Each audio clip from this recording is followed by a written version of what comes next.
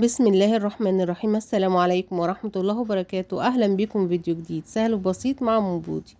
ازيكم حبايبي؟ عاملين ايه؟ يا رب تكونوا بخير وفي أحسن حال. النهاردة إن شاء الله هنعمل هريسة الذرة أو كيكة الذرة بس بطعم جديد وإضافات جديدة. هنخليها كده اكنك ما انتش عارفه بتاكلي ايه، كيك الذره ولا رواني. اللهم صل وسلم وبارك على سيدنا محمد. واضافات بسيطه وسهله وهتكون طريه وهشه وخفيفه. بسم الله ما شاء الله، نسمي الله ونصلي على رسول الله ونقول مكوناتنا.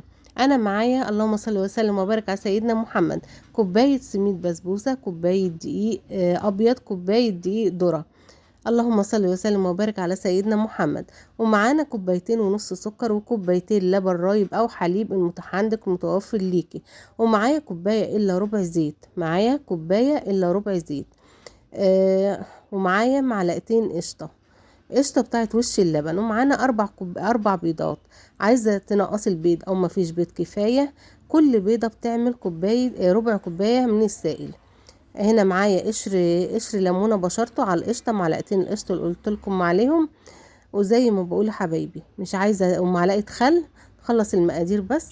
ومعانا رشه ملح، ومعانا بيكنج باودر وكربونات اللي هي بيكربونات الصوديوم. والدقيق لازم ندخله الاول قبل ما نحطه في اي حاجه، اي معجنات، مش شرط كيك بس النخل الدقيق بيدي هوا للكيكه.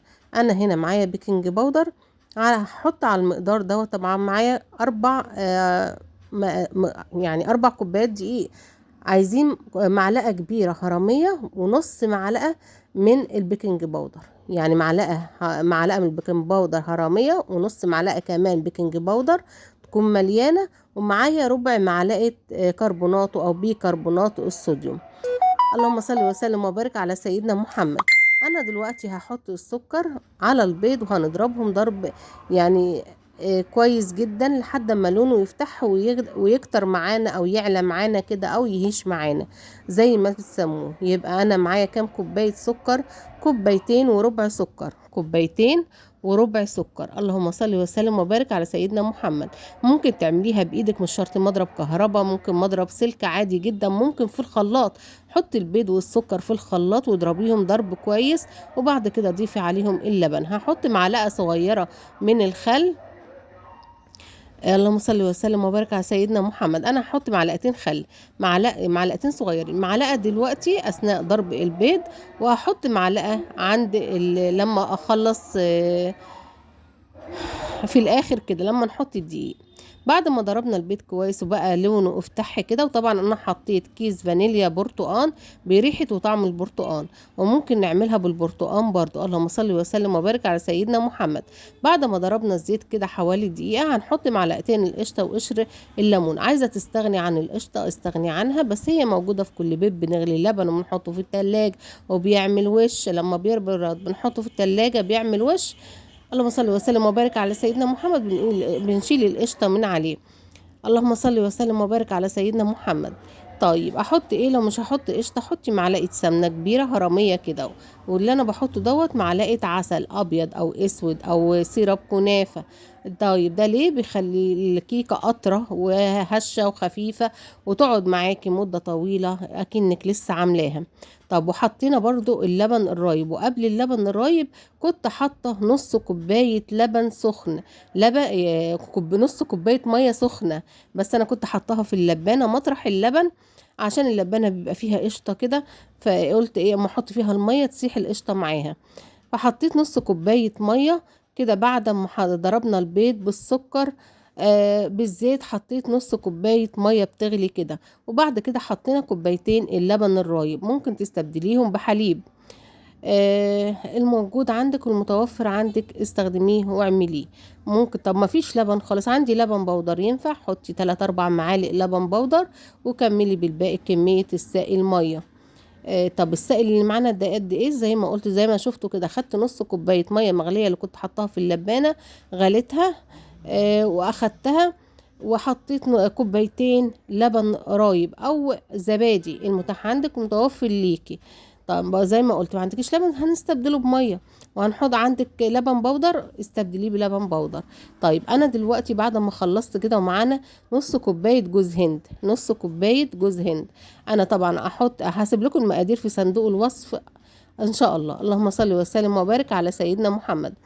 انا خليت زي كوبايه دقيق كده، حطيت عليها نص كوبايه جوز الهند زي ما شفتوني بقلب كده، قلبتها فيها علشان خاطر جوز الهند يتنيه في الكيكة كلها، ما ينزلش القاع او يتركن في جنب او يتركن في القاع او يتركن فوق الوش كده، لا. فانا قلبته مع حبة دقيق من الدقيق اللي هو مقادير الكيكة.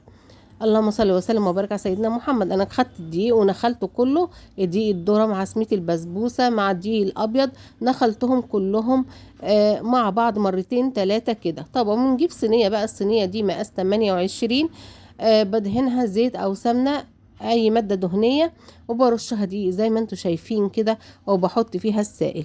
وكيل كوبايتين ونص بتاع ده سائل، مش كتير على صينيه الكيكه، لا مش كتير، علشان خاطر دي الذره وسمية البسبوسه بيشرب السوائل. شوفوا عبال انا ما خلصتها كانت تقلت شويه، فانتي وانتي بتعمليها خليها خفيفه شويه، اخف من الكيك الطبيعي اللي احنا بنعملوه، علشان نعمل حساب ان الكيك بيشرب سائل كتير، عشان ما تطلعش ناشفه ولا مكتومه معاكي.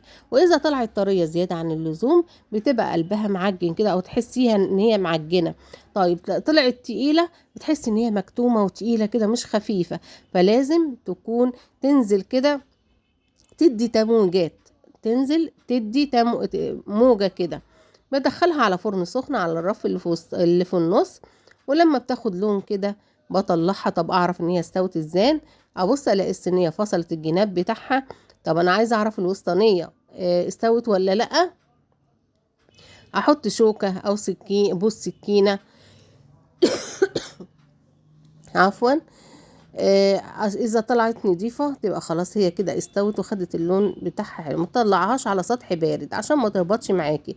ممكن تطلعيها تحطيها على البوتاجاز كده من فوق ل10 دقايق كده ولا حاجه، او تسيبيها في الفرن 10 دقايق او 5 دقايق، وبعد كده طلعيها على فرن البوتاجاز، متعرضهاش لسطح بارد. طب ايه اللي انا بعمله ده؟ انا جبت نص كوبايه سكر على كوبايه ميه وسبتها تغلي 3-4 دقايق كده، وحطيت عصرة ليمونة بقشرها ورميت القشرة فيها وسبتها تغلي بيها. بيديها طعم حلو قوي قشر الليمون لما بيتحط مع الشربات وهي بتسقي. طيب ممكن تسقيها بعصير برتقان. اللهم صل وسلم وبارك على سيدنا محمد. ممكن تسقيها بلبن ب3-4 معالق سكر كده بلبن، المتاح ليكي المتوفر ليكي اعمليه.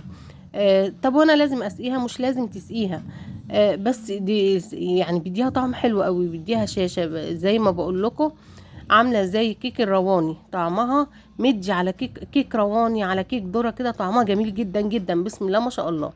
عندك حبه جوز هند بقى زياده تانيين ممكن ترشيهم فوق الوش كده وتسيبيها تبرد خالص. طب احنا بنسقيها امتى؟ الشربات ده بيكون بارد وهي برضو بتكون بارده. ما تحطيش الشربات سخنه عشان ما تعجنش معاكي. اللهم صل وسلم وبارك على سيدنا محمد. ولا هي سخنه، ممكن هي تكون دافيه شويه او الشربات دافي شويه وتسقيها بيها.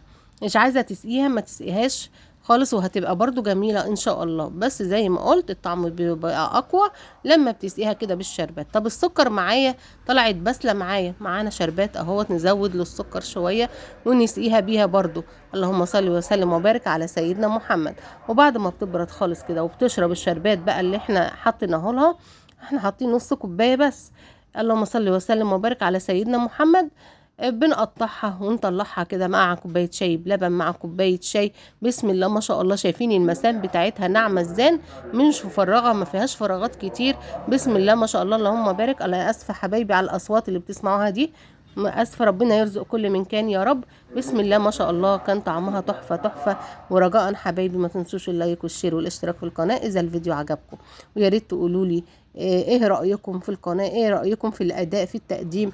اللهم صل وسلم وبارك على سيدنا محمد. لو القناه فيها اي حاجه عايزه تتعدل، اللي يعرف حاجه زي كده يا ريت ينصحني بيها، وجزاكم الله كل خير. وزي ما بقولت ما تنسوش اللايك والشير والاشتراك في القناة. بسم الله ما شاء الله، كيكة بطعم الرواني، كيك ذرة بطعم الرواني، خطيرة خطيرة خطيرة، طعمها جميل جدا. صدقوني اذا عملتوها مرة مش هتبطلوا تعملوها، وكل اللي هياكلها من ايديكم هيقول لكم انتوا عاملينها ازاي، او هيسألكم ايه دي. بسم الله ما شاء الله، اللهم صل وسلم وبارك على سيدنا محمد. يلا اللي محطش لايك يحط لايك، واتمنى ان يكون الفيديو عجبكم حبايبي، واستودعكم الله التي لا تضيع ودائعه، والسلام عليكم ورحمة الله وبركاته.